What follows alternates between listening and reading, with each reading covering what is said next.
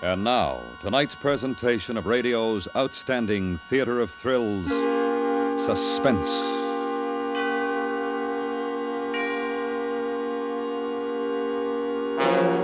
Tonight, the story of a fishing cruise and bait that was a life insurance policy. We call it Over the Bounding Main. So now, starring Mr. Tony Barrett, here is tonight's suspense play, Over the Bounding Main.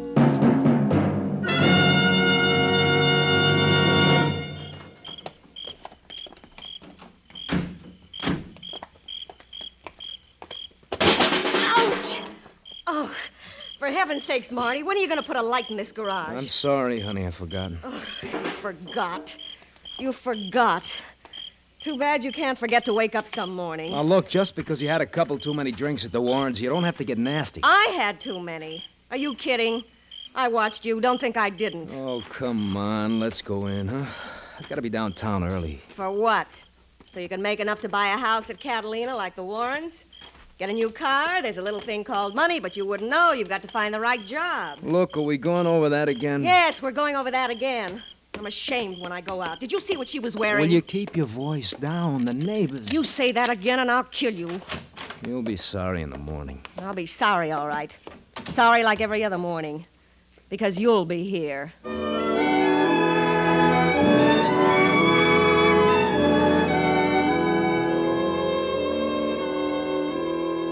I guess a lot of it was my fault.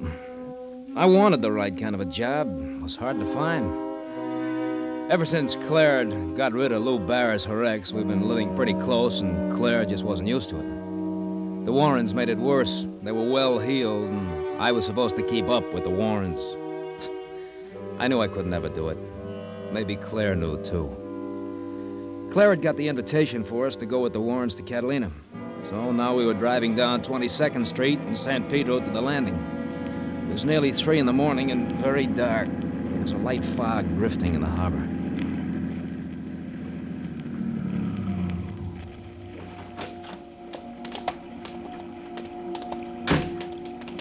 Don't forget to lock it. Sure. Look out for the fishing rods, will you? You better give me the keys.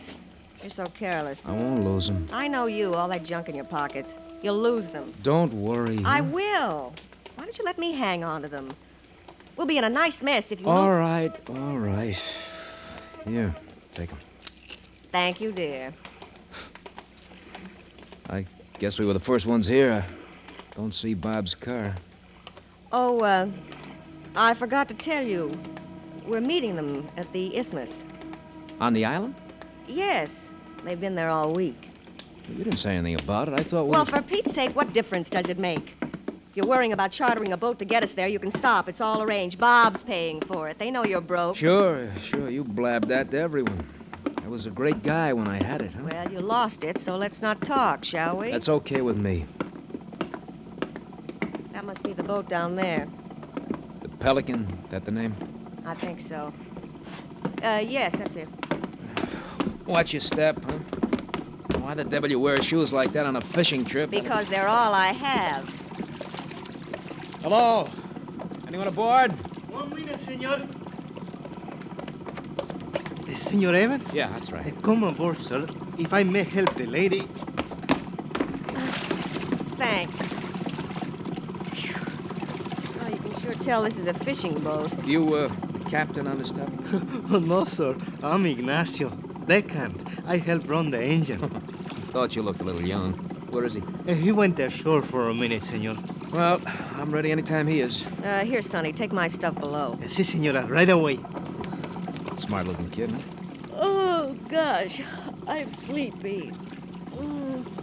Now you wake up when we get going. Oh, boy. Boy, smell that air. You know, honey, I think we're going to have fun. Well, there must be a bunk somewhere. I'm going below. Oh, come on. Stay with me. I'm sleepy. Okay, but you'll be sorry. I'm going to start trolling as soon as we clear the harbor. Wake me up when we get there. Senor, there is a captain coming down the dock. Oh? Oh, yeah. Now we get started, huh? Yes. I read where the albacore are running. Well, it may be, senor. I've only been working on the Pelican for 2 days. Oh. All set? Yes, Capitan Moran. Let's go then. I'm Mr. Evans. The wife is below taking a nap. Hi. Cast off!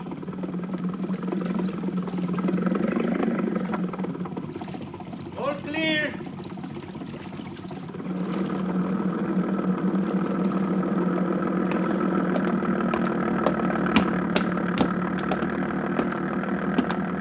You, think this fog will lift? Might. Any idea how far offshore we might hit Albacore? There's no telling. How long do you figure for us to reach Catalina? Depends on the fog. Oh. Well, I guess I'll go and get my outfit rigged up. Yeah. Why don't you do that?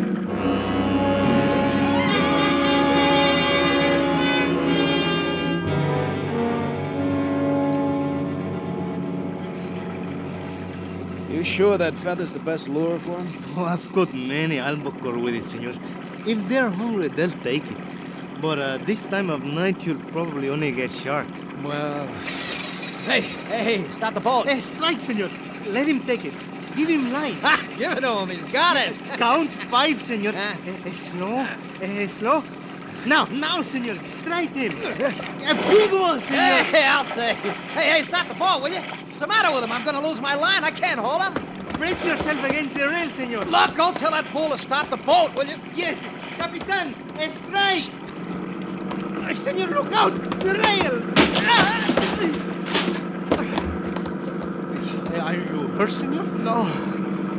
Thanks.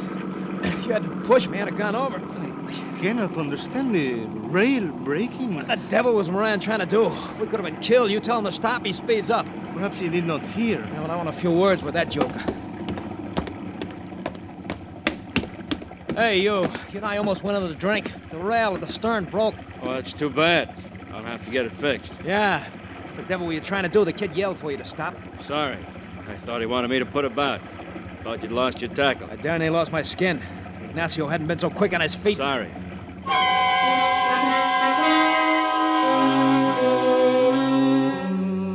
And that was all I got. He just turned back to the wheel. And then something stuck in my memory. I kept thinking I'd seen the guy before. Never talked to him, never met him, but somehow I knew his face. I looked him over, but I couldn't pin it down. I started back aft when all of a sudden Clara came out on deck. She rushed to the stern, looked over, then spun around and saw me. She had a strange look in her eyes. Her face was very white. Hey, what's the matter? You sick? No, Yes, I think I'm seasick. Yeah, there is a bit of a swell. Look, stay on deck. You'll feel better. No. I'm going to lie down again. Okay. Gee, you look pretty bad. Come on, I'll help you down. I'm all right. Go on back up. Phew. No wonder you feel lousy. Smell. Oil and dead bait. Look, I'm not kidding. You'll feel better up there. Let me alone, will you? Hey, what's the matter with the engine? How should I know? Look, you take it easy. Yeah. I'll take it easy. What's wrong, Moran? Nothing serious. We'll be on our way in a few minutes. No. Looks like the fog's getting thicker. Don't you think you ought to sound the horn? Sound the blank. Oh, that's swell. This tub's in great shape. It'll do. Where's the kid? Ignacio, below hunting down the trouble. Now, look, why don't you just relax? I'll go and help him.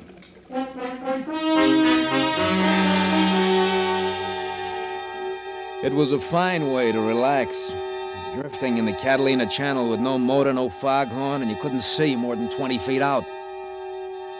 After a while, I folded up with my back to the bait tank. I dozed off. When I woke up, we were still drifting. The fog was even thicker. I started to look for Moran. He wasn't anywhere on deck. I felt that something was wrong, besides the motor. When I heard the voices, I knew it. Don't you go soft on me now. I've done my part of this. You're doing yours. I can't. I can't. You don't have any choice.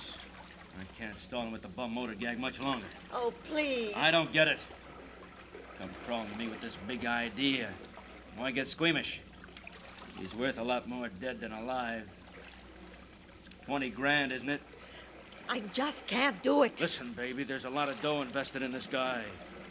And it's going through on schedule. And there isn't any backing out.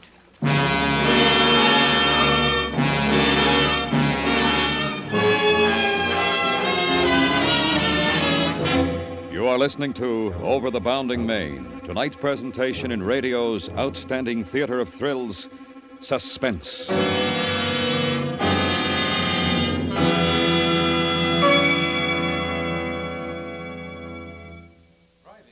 Are many for the unwary motorist. Excessive speed means more blowouts. More blowouts mean more fatalities. And since more cars are on the roads than ever, there are more fatalities than ever, too. Drive to survive.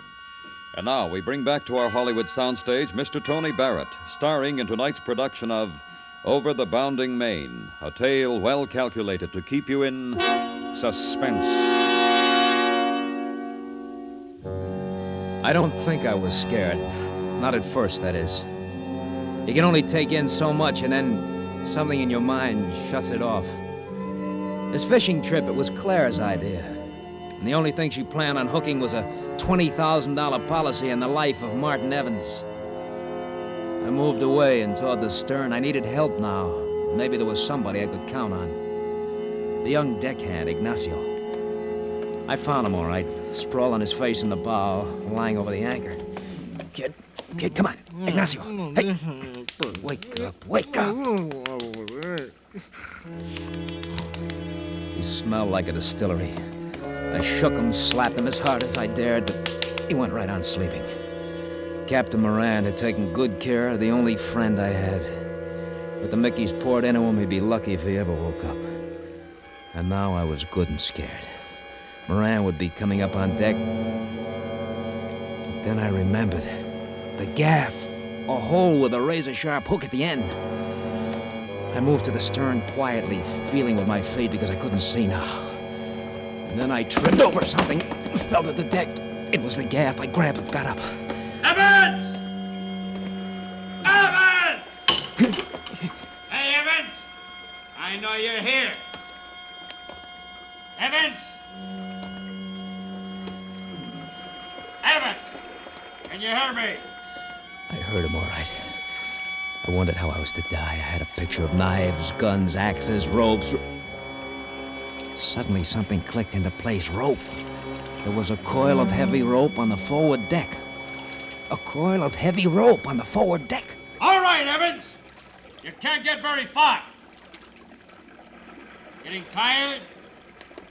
Want to go around again? Keep away from me.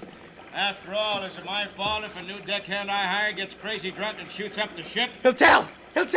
Mutiny. Murder. Ignacio won't even remember it. Isn't it funny what liquor will do to a kid? Penalty for mutiny's a rough one. I'm sorry he had to kill you. You won't get me. You won't get me!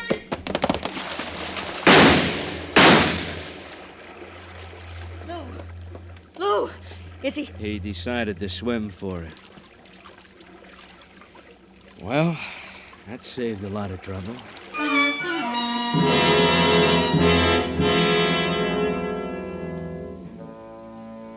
I lay quietly on the deck.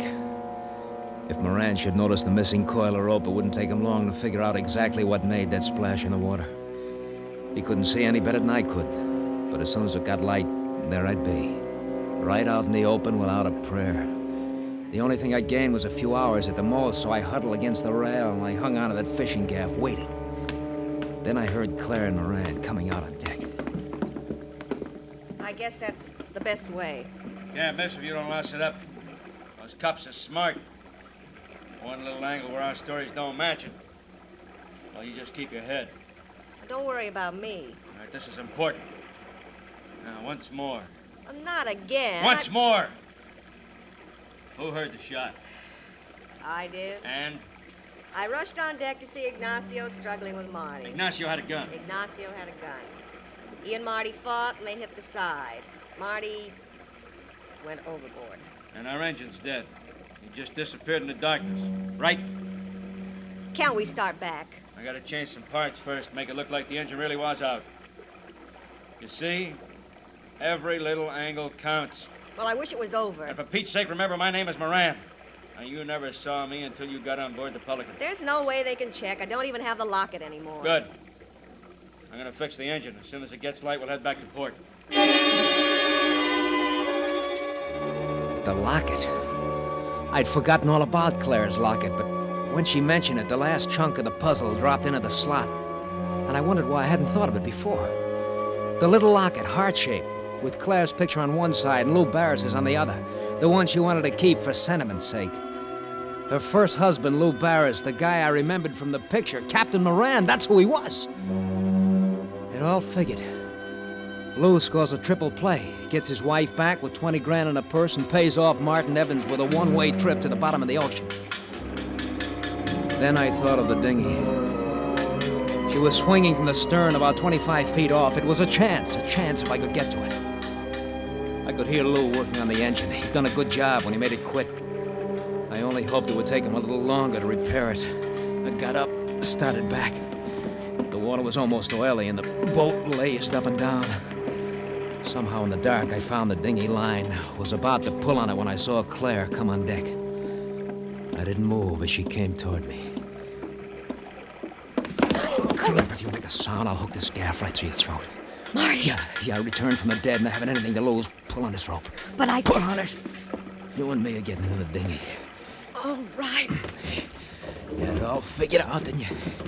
But you forgot one thing. Lou has to marry you again to collect the dough. And if you're not alive...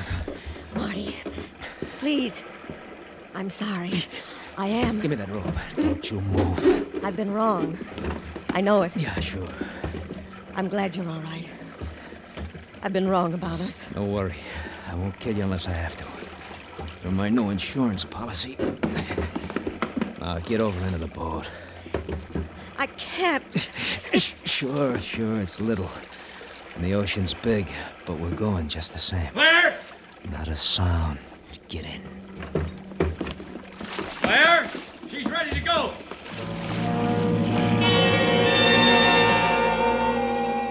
Smooth and neat.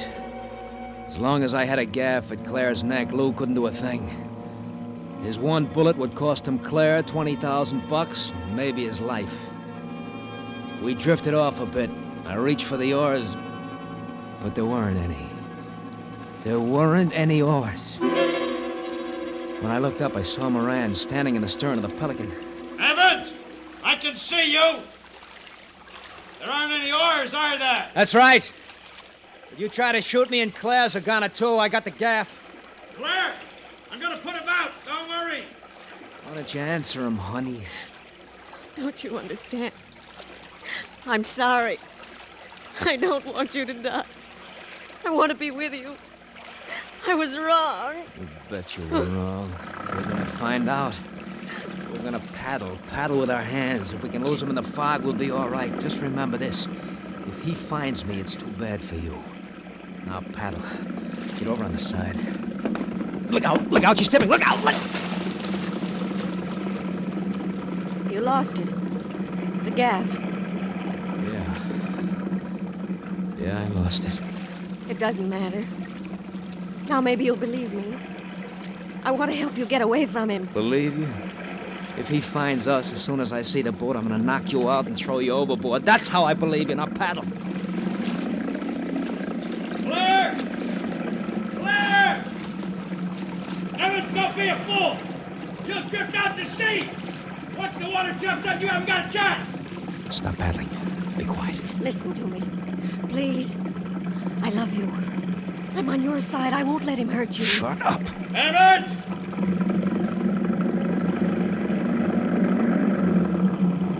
Evans! A patch of fog dissolved for a second, and in the darkness I saw a darker shape. It was the Pelican, and I knew that Lou had seen us. I reached for Claire. I felt her shoulder, then her neck. Claire, are you all right? Yes! He's lost the gaff. She was telling him to shoot me. And suddenly it didn't matter anymore. The Pelican loomed over us, and Claire twisted away from me, and I didn't care. I was tired. Come on, Evans, get up here. I want you found on deck. You first, Claire. Give me a hand. Here. All right, Evans. Get out of there. Get it over with. I'm staying. Give me the gun, Lou. Let me do it. Are you kidding? No, give it to me. I hate him. Oh, baby, I'll do it. You better tie the dinghy on then. I can't hold it. Yeah, hold the gun.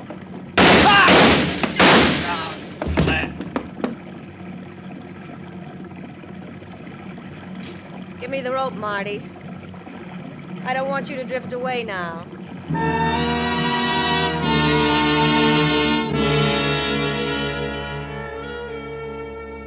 I got out of the dinghy, stood on deck looking down at what used to be Lou Barris. Claire handed me the gun and just stared at me. We didn't say anything for a long time.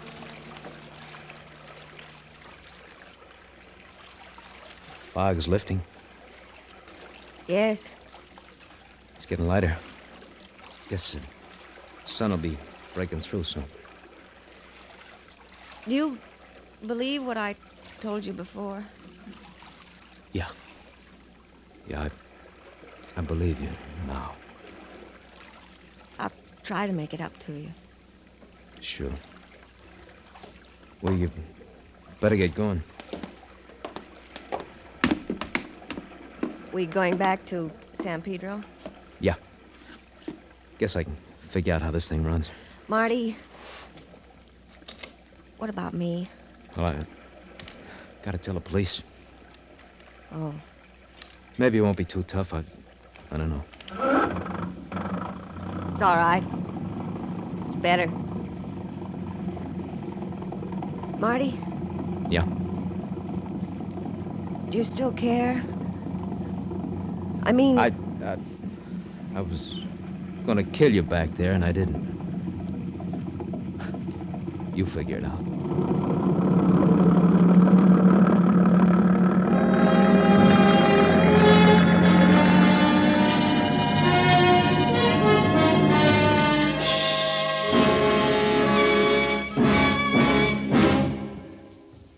Suspense, in which Mr. Tony Barrett starred in tonight's presentation of Over the Bounding Main. Next week, the story of 12 men and women and the fate of an accused murderer. We call it The Holdout. That's next week on Suspense.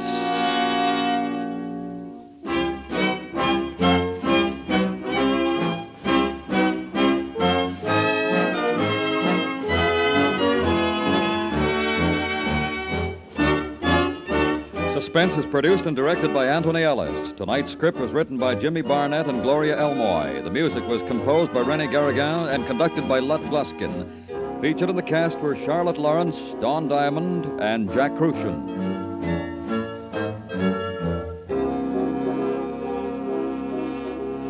Join the FBI in Peace and War Wednesday nights on the CBS Radio Network.